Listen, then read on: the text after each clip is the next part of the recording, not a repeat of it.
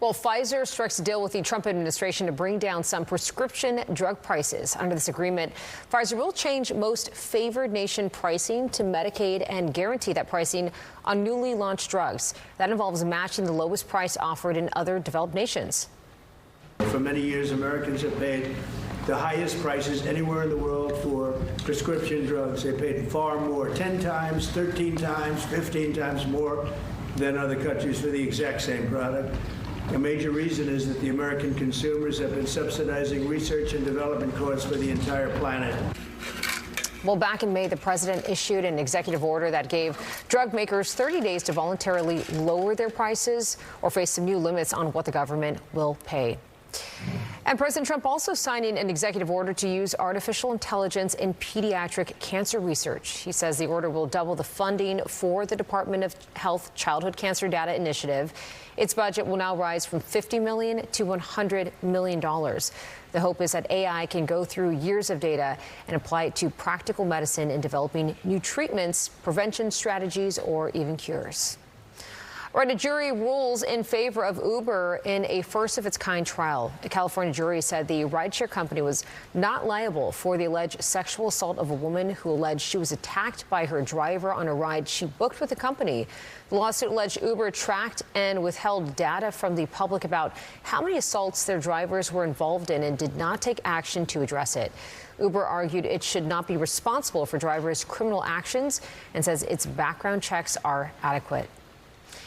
Well, some of the country's biggest tech companies facing lawsuits over casino-like gambling apps. A federal judge ordered lawsuits that claimed the companies promoted illegal gambling games can continue against Google, Meta, and Apple. The lawsuits claimed the companies hosted these apps on their platforms and took commissions from each of them. The tech giants sought to dismiss that lawsuit over a federal rule protecting platforms from liability over third-party content. And it looks like Disney faced some financial fallout from the temporary suspension of late-night host Jimmy Kimmel. According to the Handbasket newsletter, more than 1.7 million paid subscribers of Disney's streaming apps, including Disney+, Hulu, and ESPN, canceled their memberships over a 6-day period. Now, the cancellations were recorded between September 17th and the 23rd. Kimmel's show was suspended for nearly a week after his controversial comments following the killing of activist Charlie Kirk. All right, next at noon, we're going to head back to the Bronx for another update on that partial building collapse, another live update from the scene, and the very latest on this investigation.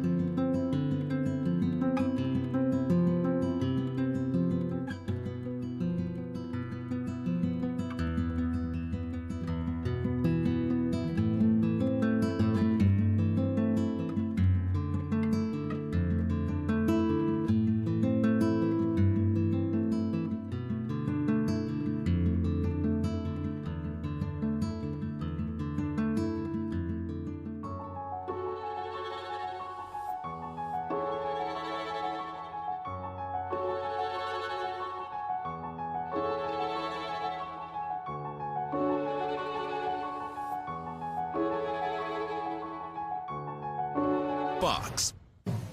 All right, it is 12:30 right now. Welcome back to Noon. We got a whole lot more coming up here, starting with this. We're going to check back on the breaking news in the Bronx. That's where the corner of a 20-story NYCHA building collapsed this morning, and the anticipation building for Wicked for Good that is releasing next month. We're taking a closer look at a special pop-up where you can soak up the magic. Is only happening for today, so we're going to give you a sneak peek.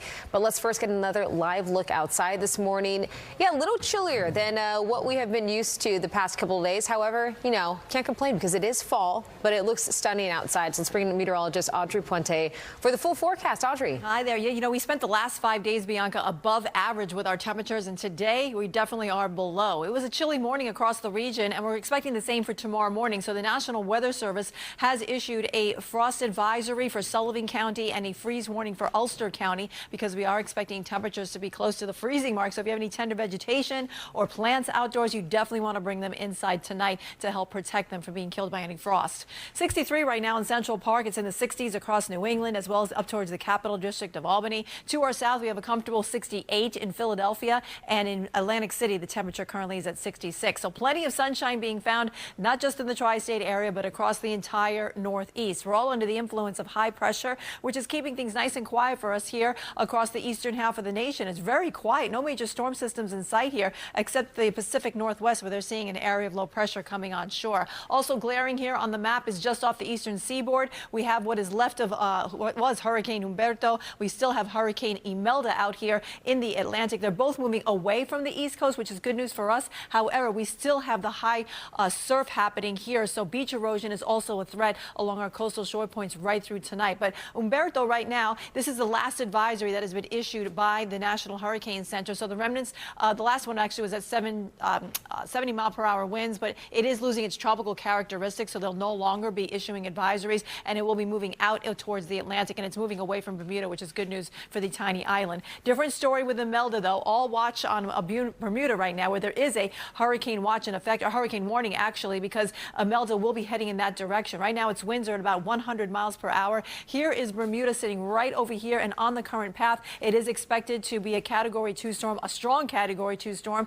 as it makes landfall here probably later on tonight. Now, even if the eye just bypasses the island, it will still get high surf, strong winds, as well as significant rainfall across the island. So they are preparing for hurricane conditions there. Then it will eventually move out in the Atlantic and then up towards the north here and gradually dissipate as we move further along into the weekend. A look at the futurecast here at home. We're looking at clear skies as we go through the rest of the afternoon. That will lead us into a clear night tonight, too. We're expecting beautiful dry conditions across the region. It will be chilly, though. Remember, we do have those frost and freeze advisories up to the north. Temperatures will be in the 60s for our high temperatures today. We'll be at 70 around parts of New Jersey. And then tonight we drop back into the 50s in the city, 30s up towards Sussex, Monticello, and up towards Poughkeepsie. So very chilly up there overnight. And that will be the start of your day for tomorrow. Tomorrow we go up to the 60s once again. And then we start to rise up a little bit in the thermometer range here. 72 on Friday, 78 on Saturday. We're close to 80 on Sunday. And we'll be in the 80s for the start of next week. Another thing to note on here on the 7 days,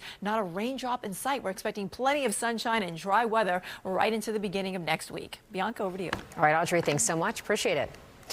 Let's get to this now. Back to our top story, that partial building collapse at a high rise in the Mott Haven section of the Bronx.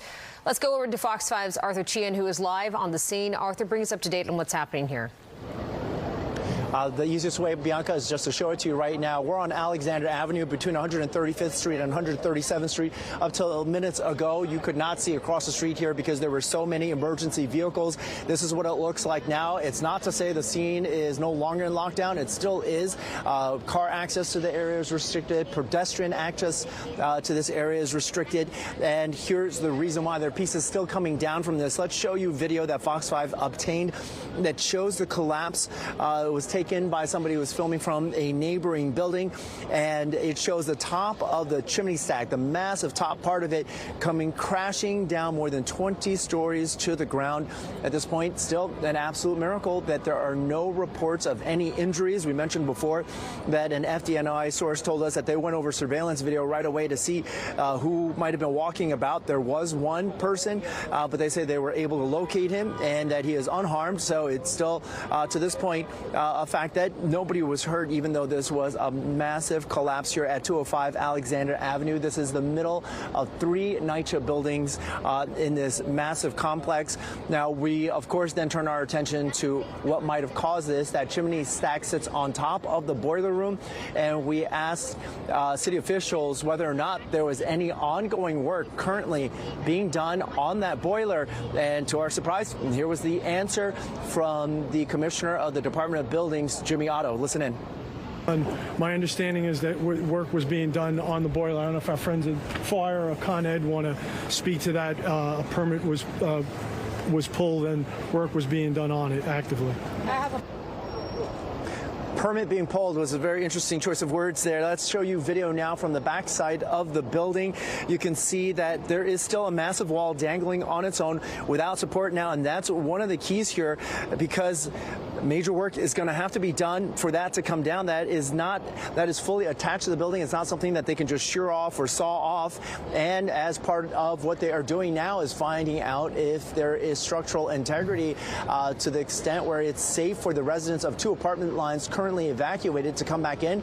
And there is yet another issue, which is we don't see a chimney stack in the neighboring building. So this boiler might have been what feeds all 3 of these massive 20-story buildings individually. If that's the case, then would that mean that there's no gas to any of these buildings, which would also mean no heat or no hot water? And we just heard Audrey and you talking about how the temperature has gotten significantly cooler. The mayor also pointing out October 1st. Today was the first day that heat was to be turned on in the city. So while we're looking for a cause and it's under investigation, there's certainly a lot of leads for investigators to start off on. That's the latest from the Mott Haven section of the Bronx. Arthur Chien, Fox 5 News. Bianca, back to you. Oh, very tough situation for all of the people affected living there. Arthur, thanks for giving us an update. Well, 12:35 your time right now. Next at noon, Wicked was a box office blockbuster and a global marketing sensation. So with a sequel coming out soon, we're taking a look at a very special pop-up that's where fans can step right into the land of Oz. And then later, the first game of the Wild Card series did not go the Yankees' way. We're going to have highlights as they prep for Game 2 tonight.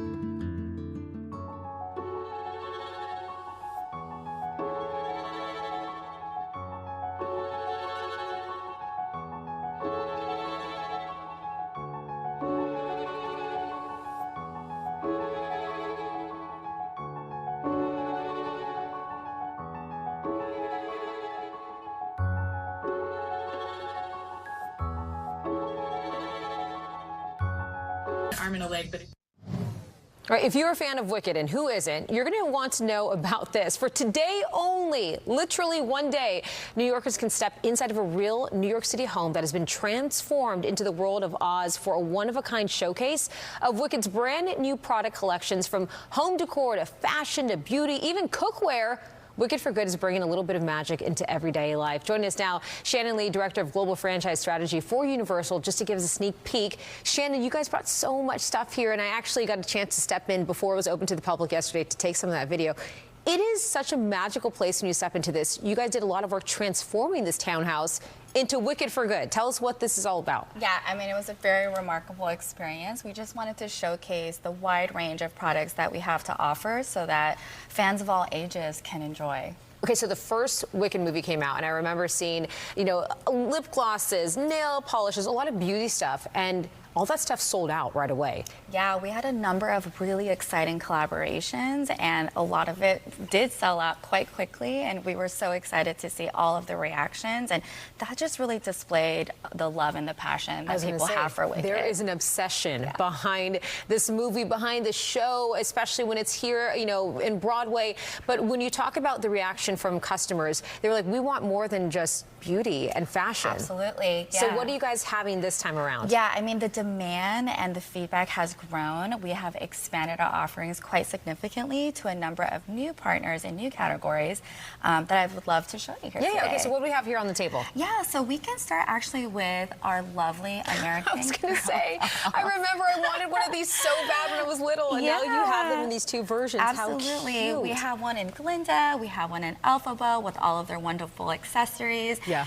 And then just to make it even better with American Girl, we're also offering a pair of nightgown pajamas from that really iconic popular scene from the first movie. That is so cute. Okay, so now we've seen some glassware. So it's not just like, you know, stuff that you can have. It's stuff you put in your home that you can decorate with. Yeah, absolutely. We've expanded really well into the home space. More excitingly, we have a really great collaboration with none other than Pottery Barn. Which is a massive brand. When is Pottery Barn like, no, we're getting in on this Wicked fandom, and they're doing like a whole line of stuff. Yeah, Pottery, but we have an exciting, big collection with Pottery Barn, not just Pottery Barn, but Pottery Barn Teen and Williams-Sonoma. Yeah. These glassware in particular is very reminiscent of the Art Deco style that we see in Emerald City. That's really beautiful. Okay, and just to explain, for people to go to the pop-up, you're showing how this is all displayed throughout the house. Absolutely. We wanted to show that Wicked can be plugged in into an everyday lifestyle, into everyday people's lives. And that really can span all the way from the living room, the kitchen, the bathroom, the bedrooms, and just making sure that we have an offering for everybody. And you guys are serving, I heard you're serving some very special cocktails as well at this pop-up. Yes, we had themed cocktails provided by Pernod Ricard, another great partner of ours. And we did some fun green and pink themed drinks. I saw one of them was a bubble that explodes and then it's just gets smoke. And it's the coolest thing we've seen. Okay, so any other collabs that you're really excited to showcase? Absolutely. Of course, we have Lego too. We have 7 brand new sets with Lego, one of which showcases the iconic Emerald City and Camelco Castle. We also have our Katie Kime collection, can only be found at Target. So cute. We have pajamas, sleepwear. We also have shoes from Puma. That is so cute. Yes, we offer them in kids and adults with apparel as well as footwear inspired by a wide variety of characters. We also have R.E.M. Beauty, which is Ariana Grande's beauty brand, as well as our Gap collection, Squishmallows, and Stanley is back as well. I was going to say, I mean, of course, who doesn't have one of these as of now? But like the fact that you're doing the Wicked collab with them, this is really cool. I might need to get one of these. I already have one. I might need another one. Yeah. Okay, so again, this is for just one day only that this is open to the public. Absolutely. This is available for one day only, and we opened it up to the public a few weeks ago through a reservation entry, and it sold out quite quickly. So we're so excited to see the public seeing all of this space. Okay, so if we can't make it to the townhouse, where can people buy a lot of the product? Oh, you can find these online as well as your local retail. It could be found online or in store. Okay, I love it. Well, Shannon, thanks so much. And you know, hey, if you're a Wicked fan, this is one thing you cannot miss out on. I mean, I'm obsessed with this whole thing. So yeah, you turned me into a Wicked fan for life. All right, thank you so much. We're gonna have more Noon coming up straight after this. Stay with us.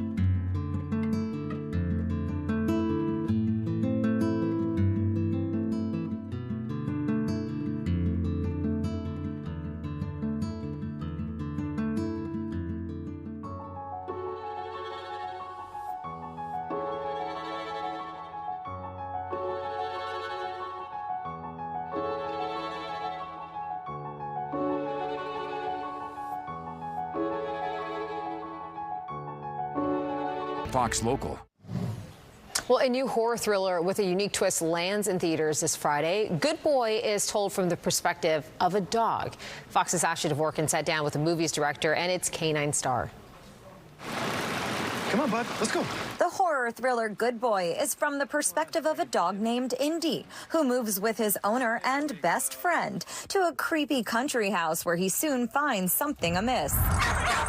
A cute canine cameo kicked off our interview. I have Indy here if you'd like him to make an appearance. Of course! Oh, Such a good boy! Indy is my own dog, and just as with the movie, he does not realize he's on camera right now, but he is a good boy. Director Ben Leonberg says the concept hones in on how dogs can sense something before humans do. We wonder when our dogs are staring at nothing or barking at an empty corner, our imaginations can't help but think there's something potentially supernatural and malicious at play. The team worked around their star, moving into the house featured in the film and leaning into Indy's natural detective skills. Sometimes we would sprinkle his food or kind of make a breadcrumb trail with it to give him his marks. They did try to hide any distractions. He has a supernatural ability to hunt down tennis balls. We did need to, make sure that when we played fetch with Indy while living in the house, we did it not in the house, because as soon as we then start making the movie, his performance would evaporate. The nerve-wracking trailer was watched so many times it earned the film an expanded wide release. So now this rising star can just enjoy all the attention and all the treats. This gives you also a little bit of a view of what filmmaking was like. Part of the reason he enjoys his day of interviews is he also gets treats and love and attention. So hold on, Indy. Oh, is he getting a treat for saying goodbye? Oh, thank you, Indy. In Hollywood, Ashley Dvorkin, Fox News. Oh, the most cutest dog ever. All right, next at noon, we're learning all about the body care brand Chandra Beauty. Model and actress Kelly Gale is going to join us in studio to tell us all about it.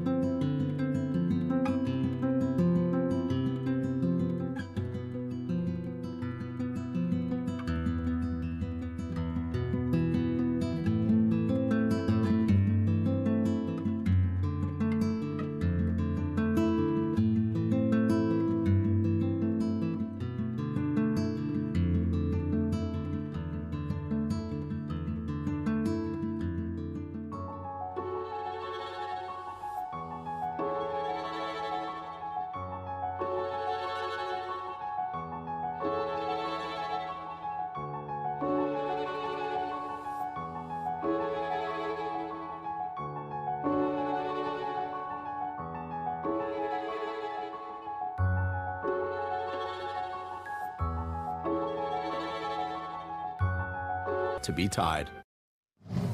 All right, well, we are introducing you to a body care brand, Chandra Beauty. It was founded by model and actress Kelly Gale. The products are meant to promote rituals that energize the body and the spirit. And Kelly joins me now to share her story. Thanks so much for being here. And congratulations. Thank you. Thanks. Okay, so talk to us about Chandra Beauty. I mean, you've had a long history in this modeling field, even with Victoria's Secret and whatnot. What made you say, hey, I want to now kind of pivot to do something like this?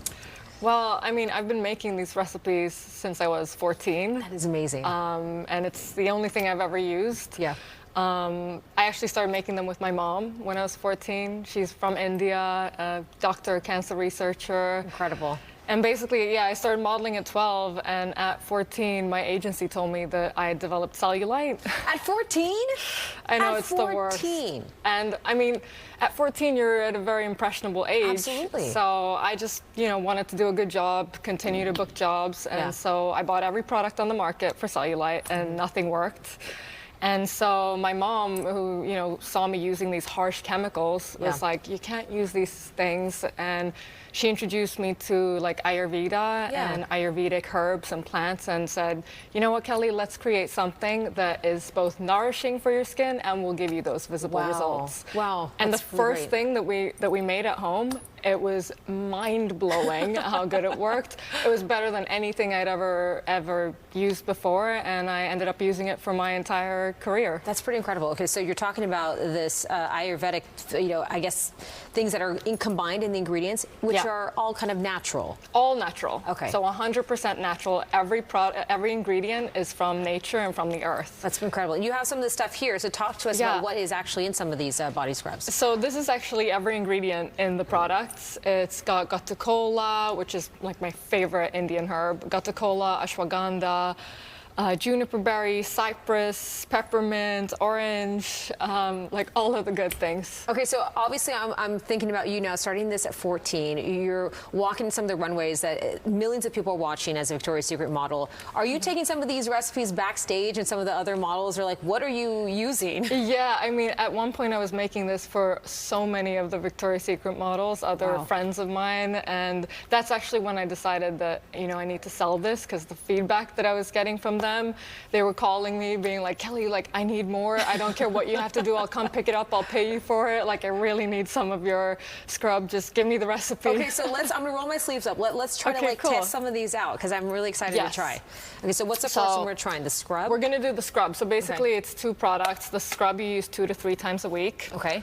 And so again, all natural, all clean. And first you're gonna put it on your leg. I mean, might as well. I'm gonna do it on my arm because I'm wearing pants. Okay, look at this. So yeah, you can grab a little bit. First of all, it smells good. And normally you do this on damp skin in the shower. So take a little bit and then rub it. Wait, this is actually a really good scrub. It's I really feel good. Like other scrubs. Oh, this is. Yeah, we it's are scrubbing. exfoliating. Yeah. Wow. And then you leave it on for 5-10 minutes. And the longer you leave it on, especially for cellulite, it really gets in there and works. It smells good, like coffee and, coffee. Berries. Okay, so we're leaving it on for a bit. We're leaving it on for 5-10 minutes, and then you will grab. In the shower, you just shower it off with water. Sure. And because it's all clean, so compared to all other body scrubs out there, you only need to use water. You only want to use water when you use the scrub, no soap, because the botanical extracts will continue to work for the whole day. So basically, you've leave it on all day. I know. You've opened your pores, and now we're gonna leave it on. And we're washing this thing off. So yes, I'm gonna give you this one. Okay. So you're just gonna kind of rub it off. Okay, I'm gonna do the let's same. pretend I left it on for 24 hours. Yeah, exactly. Okay. And I'm gonna do the same with this. You know what? I feel like people skip this step in the shower of exfoliating. I use some scrubby gloves, but this, obviously with the botanicals, is on steroids. Yeah, and the best part about it is that it continues to work and stimulate circulation, lymphatic flow, all of those things throughout the day. And then what's the last product we're gonna use on it? So then you're gonna want to take one of those oils. Okay. And then put that on top of where you just put the scrub. And before you go, what is Chandra? What's the name? What does that come from? Is there a meaning behind that? Yeah, so it means moon, moon or moonlight, glittering moon. Yeah. In Sanskrit and Hindi. And basically the moon just has the meaning of like intuition and feminine power, feminine energy. I smell like a very good dessert right now. Okay, yeah, I'd lather myself in this. Where can people find out more about the products and buy them before you go? On chandrabeauty.com, beauty with an I.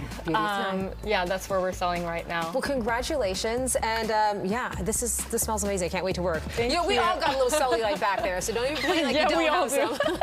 Thank you so much. Thank you. All right, more news straight ahead.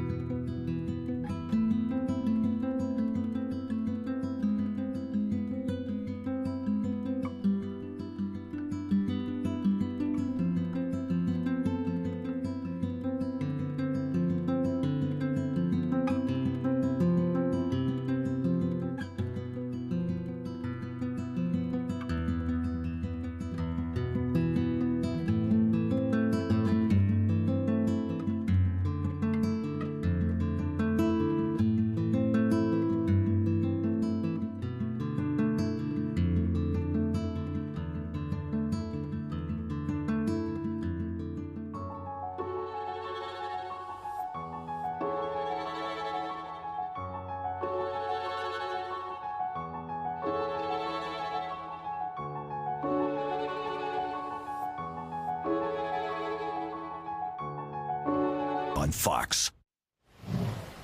Well, the Yankees, hoping their season does not come to an end tonight. They're going to be hosting the Red Sox tonight for Game 2 of their best-of-3 wild card series. The Yankees had the lead going into the 7th inning last night in the Bronx, but then the bullpen of the Yankees gave up that lead from there. They had opportunities late in that game, but the Red Sox bullpen shut the Bombers down. Tonight, the Yankees will go with starter Carlos Rodon as they look to even this series. All right, that is our show. But before we go, here's one last thing to leave you with. Check out this stunning video from Washington State. Drone footage giving us a close look at an endangered population of orcas. This was taken by scientists with the San Diego Zoo's Wildlife Alliance. At the end of that footage, scientists also captured what appeared to be a humpback whale. Pretty incredible. We'll see you tomorrow. 25 words or less is next. If you want more news, tune into the Fox local app streaming right after this show. We're going to be talking more about the Bronx building partial collapse as we give you an update onto what is happening there and what it means for the residents as we move forward. Stay with us.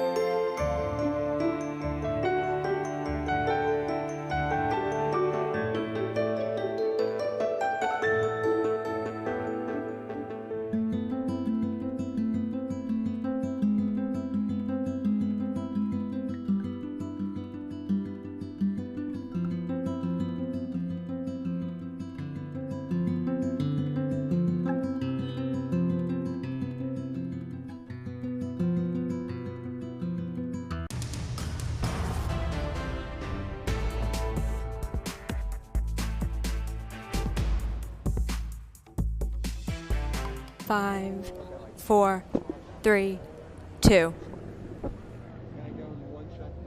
All right, welcome to Newsroom Live. You know, usually we do this from inside our newsroom over on the Manhattan's Upper East Side on East 67th Street, but this is not a usual day, and for that we are starting in the Mott Haven section of the Bronx, where there has been a partial building collapse. And let's just get into it right now. We have the Deputy Commissioner of Public Safety, Kaz Daughtry, with us, going over some of the basics. 205 Alexander Avenue, 20-story building, 8:10 this morning. There was a collapse. What's the latest that we know about what caused this and what the current situation is? Yep, so they're around 8:10 this morning, as you just said, Arthur. The call came into the 911 communication center that there was a partial building collapse. And of course, everybody's saying, well, how bad is the injuries? Like, how many people are injured? Who's trapped in there? We got 20-story building, as you said, 174 units. And immediately, I want to know, as a deputy mayor for public safety, I want to see, I'm coming from New York City, a lot of traffic. Immediately the drones were dispatched, and where I was able to get a clear depiction of exactly what I was dealing with. And immediately I called the mayor, the fire commissioner. We huddled on a phone call. We gave him a quick update that there was nobody trapped, but we wanted to make sure that there was nobody under the debris. So we had cadaver dogs as well as the canines that would come there that was checking the debris to make sure there was nobody under there. And then obviously that was corroborated by video surveillance, which we've seen when the collapse came down, that there was nobody, by grace of God, that was under there. Now, what we know so far is that today's October 1st. So it was a little chilly at nighttime, and it seems that, October 1st is the day that the city turns on all of the heat for all of the New York City buildings.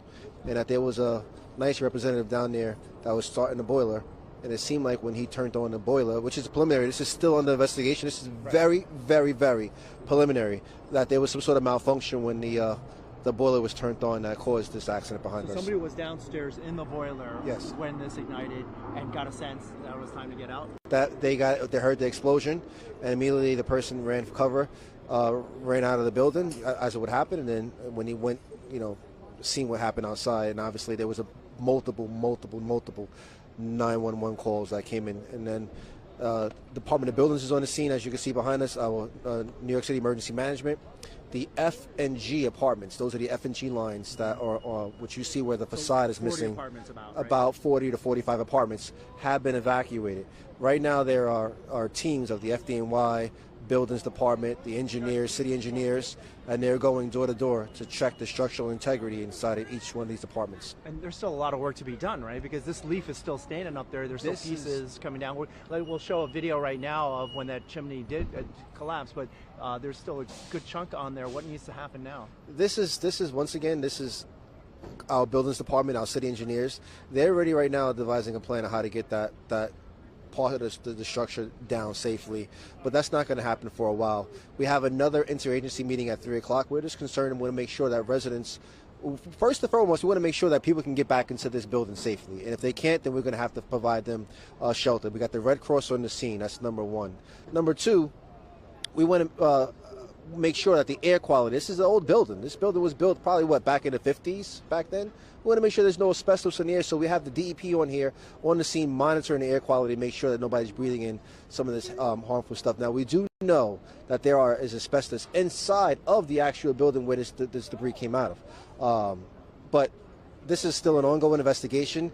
We're going to be here for a couple of weeks. And for the people in the surrounding buildings, they might be impacted too. If this was the boiler for the entire complex, then are we talking about an impact possibly to heat and hot water, to gas? Is that one of the things you guys are looking into? That is correct. Right now, the NYCHA teams, Housing Development, are bringing in portable generators and portable boilers right now to this complex, and everyone in this complex is affected. There's no heat and there's no hot water right now. And I know how you work. When something happens in one place, you start looking at the entire system. New York City operates a lot of buildings. Do they, as places are firing up their boiler systems, is there word going out for a different procedure or a different type of caution? This is not like I use my house for example, where it gets cold out. I just turn my boiler on. That's just not how it works here in the city. They had engineers and they had inspectors coming out. They were doing what's called tune-ups in the summertime, so that they already went out to each facility, in each nice development facility, in each city building, already testing the boiler. So it's not that they just came here and flipped the switch and turned the boiler on. That's just not the case. They have been out here weeks and weeks and weeks prior to this actually happened. So this is still an investigation. We can't jump to conclusions. We have an investigative theory that this happened. However, we have to wait for the investigation to conclude for us to make a final determination exactly what happened. Kaz, those are all my questions. Anything else I should be asking you? No, sir. All right. Thank you so much. Thank Really you. appreciate your time. We'll let you get back to work. Thank you. We'll be in touch. Thanks so much, guys. You just heard from the city's deputy mayor of public safety, Kaz Daughtry, who was on the scene here from the beginning that we could see. The key here right now is that nobody was hurt, but there is a tremendous impact to the building. People in 2 lines of apartments in here have been evacuated. It's not clear when they can go back in, but what is clear is there's a significant portion of that chimney that's still attached to the building, and that's got to come down before they could probably assess the full integrity of the building and let people back in. But even then, there's a question, since this was the boiler that provides heat and hot water to the rest of the complex of multiple 20-story buildings, what's going to happen with the heat and hot water for those individuals at a time when the weather is cooling. That's it for the Newsroom Live hit here in the Mott Haven section of the Bronx. Let's go back into the newsroom where we put you back in the capable hands of our Bianca Peters. Bianca.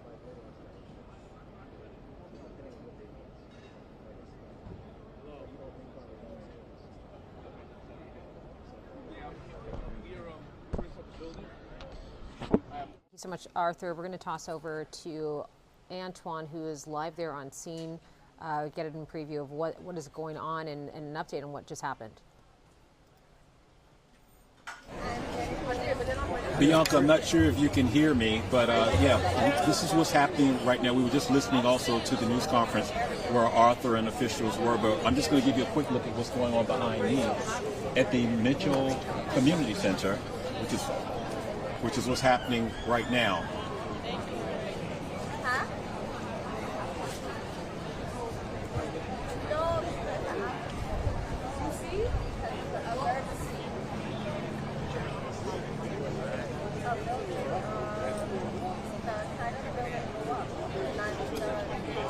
Can you explain a little bit about the people behind you at the community center as they're waiting around? Are they waiting for something specific?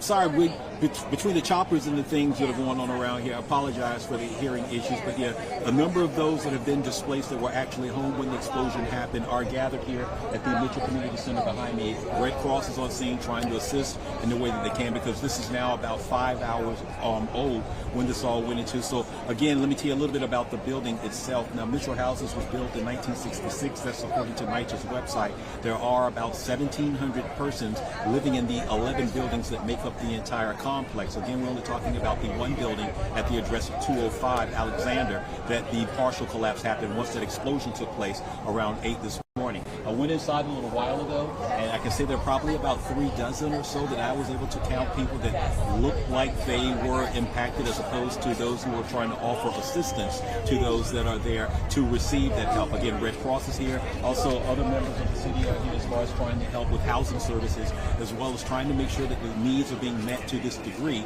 because right now, again, gas has been turned off in that building, and as you just heard officials say, no one is being allowed in right now at this juncture, because they have to make sure that A, is structurally sound, and then B, even though DEP, and I think Chief Daughtry was just mentioning that, how they have environmental people here just making sure the air quality is okay. The building itself is about 20 stories high. When those bricks and that debris fell down, again, just after 8 this morning, it landed on a playground that thankfully no children were around. No one was walking through that area. Officials did say they encountered one person that they saw on surveillance video who they found and tracked him down to make sure that he was not part of the collapse zone where the debris was taking place. So that's what's happening here at this address there. The people behind us, those are coming in and out. Those are the ones that Red Cross are trying to offer assistance to. What that looks like right now, we still are trying to get more information on that. We're hearing talks about possibly relocating some, if not all, to nearby hotels. But again, this is information we're still working on. But for right now, this is the very latest that we have to report to you, Bianca. We'll send things now back inside to you. All right, Antoine, thank you for the update. We're going to toss a break, and we're going to be coming back right back after.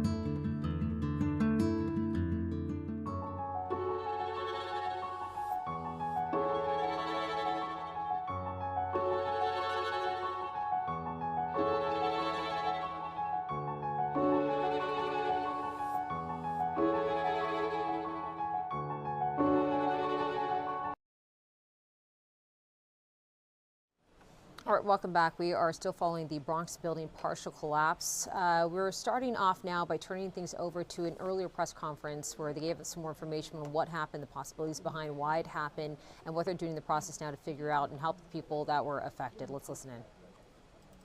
See, from behind us, there was a partial building infrastructure collapse. Due to what seems in preliminary investigations, there was some type of explosion. This happened at 8:10 this morning. We received reports of an incident involving the chimney to the boiler room here at NYCHA's Mitchell houses. This resulted in a partial building collapse. We are extremely fortunate.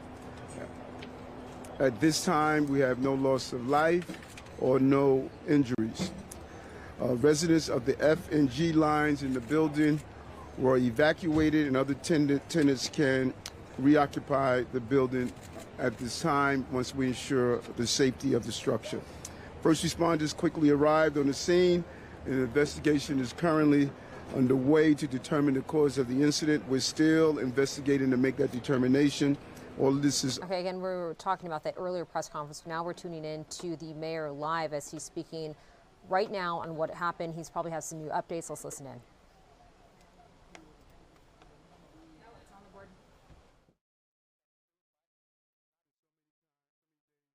Streets of shootings, of homicides, of victims, of individuals being shoved to our subway tracks. I've been in hospitals, funerals, speaking with parents, hearing and feeling the pain that they experience when they are the victims of any form of criminal action. And numbers don't lie. What we have done is clear. We lived up to our commitment. And I say it over and over again, we can't go backwards. We can't go back to the days of the early 80s when I was a rookie police officer, and we can't go backwards to 2021, where guns were known to be ordinary tools that were used on our streets to prevent crime. Our 2025 third quarter crime data shows that our public safety system is working. We have gone to work to sweep out crime and illegal activities from our neighborhoods. And so if we were to start with the top line, because of what this team has done, not only the commissioner and Chief LaPetrie, but also those who are in the front rows on our subway system and housing, our chief of the department, our entire team. We're out there doing the job every day, as well as the men and women who are doing the blue uniform and wear that shield on their chest. We have finished our 7th consecutive quarter of crime reduction, 7 consecutive quarters. And when you think about it and say it simply, since January 2024, for almost 2 straight years, crime has consistently declined each and every quarter. Major crime for the third quarter was 3.1%, equated to over 1,000 fewer victims. And that's more than 1,000 real people who were no longer the victims of serious crime. And more specifically, 6 of the 7 major crimes were also down for this quarter, including declines in homicides, robberies, felony assaults, burglaries, grand larcenies, and auto theft. Major crime in our subway system and our public housing developments were also down for the third quarter of the year. Chief of Housing and Chief of Transit, a job well done. We cannot thank you enough for what you have accomplished. And those have been areas, particularly housing, where public safety has eluded us for decades. And although you hear about some of the high-profile incidents, overall, the residents of NYCHA are safer, and the residents of our subway system, when you take out the 2 years of the COVID 2 years when no one was on the subway, you'll see how these numbers are significant. And we set records in our transit system. We had the safest summer and recorded history in our subways when you exclude the pandemic years. In the third quarter, July, August, and September, index crime was a record low in our subway system except for 20 and 21. Shooting incidents were also, once again, at record lows for the first 9 months of the year. No caveats, no asterisks, Plain and simple, the lowest. Just at record lows in our city history has continued to show that we're doing the right thing. Shooting incidents were down 29.7% for September and 15.6% for the third quarter of 2025. And for the first 9 months of the year, shooting victims were also at record lows, tying the previous record set in 2018. Shooting victims were down 32.5% for September and 11.3% for the quarter. Shootings are down at a staggering 54%. 54% when you compare New York City year-to-date shootings to the same period immediately before I took office. Those are the dividends paid for more than 4,100 illegal guns removed off our streets. 4,100 illegal guns. And the almost 24,000 guns removed since the start of our administration. And that 4,100 number was for this year alone. This is 24,000 weapons that no longer threaten the safety of our neighbors, our families, and our children. More specifically, for September, major crime was down 2.8%, which was driven by a decrease in 6 of the 7 major crime categories. That includes double-digit percentage declines in homicides, rape, and auto theft, as well as declines in robbery, felony assaults, and burglary. Retail theft, which you are watching across the country, is taking off. And so we should think about that when individuals want to stop enforcing retail theft, what impacts the financial stability of our city. But retail theft in this city and hate crimes are both continuing their decline for month, quarter, and year to date. This reduction in crime is no accident. It's the product of our administration's priority to take on crime and quality of life issues. While these numbers show real progress, we know there's more to do, and we're not resting until every New Yorker is not only safe, but feels safe in our home, in our subways, and on our sidewalks. We have been clear in this administration, we will not tolerate a feeling of anything goes in our streets, and that includes those who want to carry out quality of life conditions. We're going to ensure that we enforce them as long as I'm the mayor of this city. And we're making New York City the best place to raise children and families. And because of our steadfast focus on public safety, the deep bench of leaders we've put in place here at police headquarters, and the hard work of the brave men and women of the NYPD, New York City remains the safest big city in America. And a clear indication was that we just had UNGA, UN General Assembly Week, and we had Jewish high holidays, the New Year's, and you saw the proper deployment to deal with the dignitaries who were here, as well as ensure that those who wanted to worship were able to worship in safety.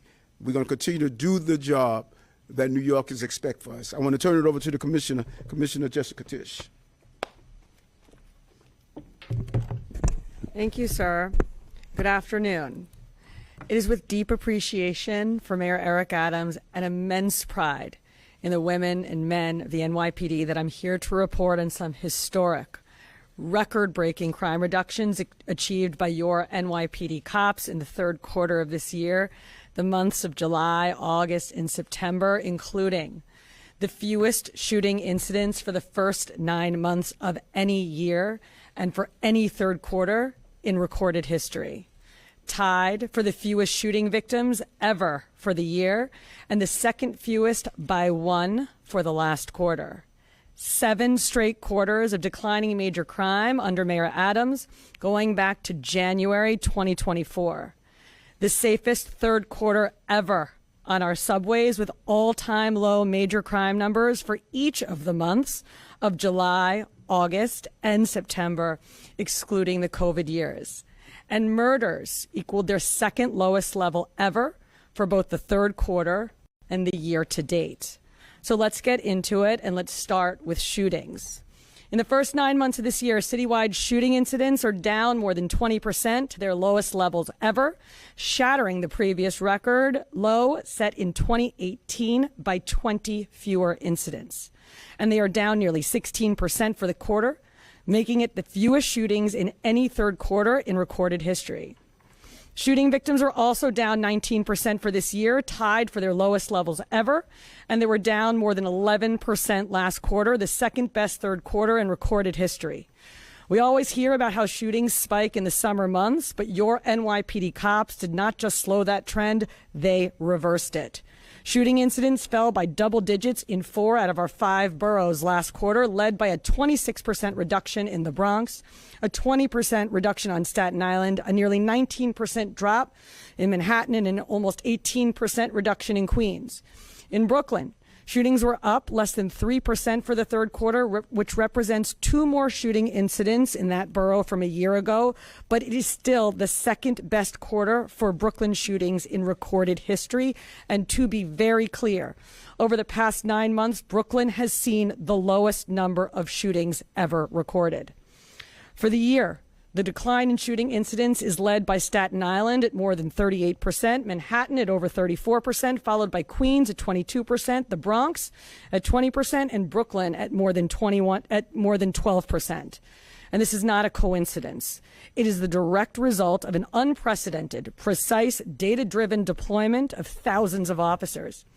We took cops out of desk jobs and put them on high visibility footposts where and when they were needed most. And we told them to get the guns and to go after the gangs. And they did that in unprecedented fashion. I encourage all New Yorkers to join me in expressing their deep appreciation for the men and women of the NYPD for their noble, selfless, and historic work this summer. The centerpiece of our strategy over the last quarter has been our summer zones. Up to 2,300 cops were sent to work in 72 summer zones across nearly 60 communities last May, the largest deployment of its kind in NYPD history. But this strategy wasn't just about size. It was about planned precision, and it worked. Over the past 19 weeks in our summer zones, shooting incidents fell more than 47% during deployment, with shooting victims down 44%. This includes a 77% reduction in Manhattan North, a 46% reduction in Brooklyn North, and a 40% reduction in shootings in the Bronx. I want to be clear. The communities where we're seeing the deepest reductions in violent crime are the same communities that have historically been plagued by the most gun violence. We saw crime reductions in every single borough during deployment, with overall crime in our summer zones down more than 18%. Felony assaults down 25%, robberies down 23%, murders down 18%, auto theft down 15%, grand larceny down 12%, and burglary down nearly 1%. This is what happens when we're not only working hard, but we are working smart. We know that the zone plan is effective, and we know why. It is a data-driven, scalpel approach to fighting crime and disorder. That strategy is going to continue into the fall, and you'll hear more about the summer zones from the architect of that strategy, Chief LaPetri, in a moment. Now let me give you the overall crime picture. For both the third quarter and year-to-date, major crime is down in our precincts, on our subways, and in our housing developments. For the year-to-date, overall crime is down about 4% citywide and fell more than 3% last quarter, making this the 7th straight quarter of declining crime under Mayor Adams, going back to January of last year. And for the month of September, major crime was lower in every one of our 8 patrol boroughs. Of note, we had significant crime reductions in Queens of nearly 7.5% for the quarter and more than 9% for the year, and Manhattan down more than 5% for the quarter and over 4% for the year. And in the past 3 months, we reversed an upward trend that we were seeing in the Bronx, going from a 6.2% crime increase in the second quarter to a 3.4% decrease in the third quarter. And given that the past 3 months are historically when our city sees the most crime and violence of any time during the year, I want to commend all of the Bronx cops who refused to accept the narrative that their borough was an outlier when it came to public safety. Where they did see stubborn pockets of crime, they executed our plan to address it. Looking at the 7 major crime categories, citywide murders are down nearly 18% for both the year and for the quarter, bringing them to their second lowest level ever for both timeframes. And these aren't just percentages, they are lives saved. So far this year, there have been 52 fewer people killed in New York City compared to 2024. Burglaries in the third quarter were down to their second lowest level in recorded history, dropping more than 9%, and they are down nearly 4% for the year. Citywide robberies are down nearly 10% year to date and more than 5% for the quarter. That means 1,200 fewer incidents than in 2024, reversing an upward trend that we saw through the first 9 months of last year. Grand larcenies fell by more than 4% for the year and were down 0.5% for the quarter, extending the declines we've seen in this crime for the last 3 years in a row. We're seeing similar multi-year declines in auto theft, where after a significant increase during and immediately after the pandemic, we are now down by more than 4% for both the year and the third quarter. As you heard there, the current mayor, pretty significant for him to come out speaking after he recently dropped out from the mayoral race a couple days ago, as well as the police commissioner talking about crime stats here in the city, mostly praising the fact that they are lower than they have been in years. They did not get to comment on the partial building collapse, but we're going to have more coming up on that on the 5, 6, and 10 o'clock news. Make sure you in that effort to open the government. Your final question about illegal alien benefits. Look, the text is very clear, and I even saw, I think it was George Stephanopoulos in an interview with Mike Johnson, did a fact check that was totally rooted in baseless claims. It was basically Democrat propaganda. If you look at the legislative text that they gave us, they tried to turn on 2 separate provisions that would give health care benefits to illegal aliens. Number one, if you're an American citizen, you've been to a hospital in the last few years, you probably noticed that wait times are especially large, and very often somebody who's there in the emergency